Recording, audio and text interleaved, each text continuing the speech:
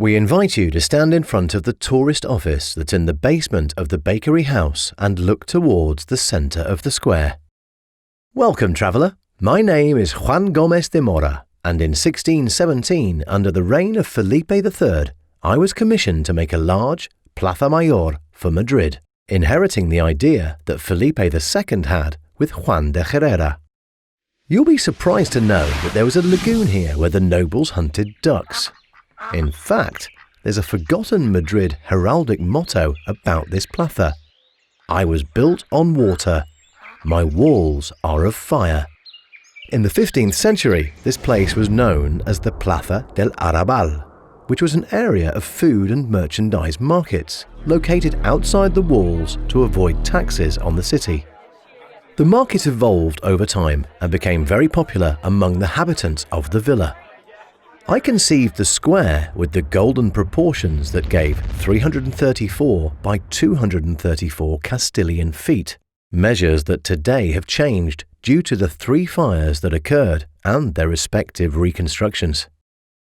The opening was on May 15, 1620, and it hosted all kinds of public events, such as bullfights, religious celebrations, tournaments, theatrical performances, carnivals, coronations or executions. The Inquisition executed more than 350 inmates, and it would have reached up to 1,800. The square, like any market of the time, was divided by guilds. One of the first buildings built is the one behind you, the baker's house, and if you look in front, you can see the butcher's house. At first, the plaza was open, and the street emptied directly into it. Until 1790, the surrounding buildings, except for the house of the bakery, had 5 heights, and the plaza was like a watchtower that could be seen from any point of the city. The history of the square is marked by the Great Fire of 1790, which led to its complete restoration, thus determining the current appearance of the square. The height of all the buildings were equalized, and the total enclosure was made, creating a series of access arches in the streets that led to it. The renovation ended in 1854 when the plaza lost its character as a venue for events and, following French urban fashion, was cobbled, landscaped and adorned with fountains.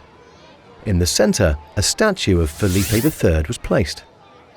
The new plaza, with a certain neoclassical feel, has the final dimensions of 120 by 90 metres, with 114 arches, including 8 accesses, 4 towers, 76 attics, and a total of 377 balconies, which were renovated between 1921 and 1935.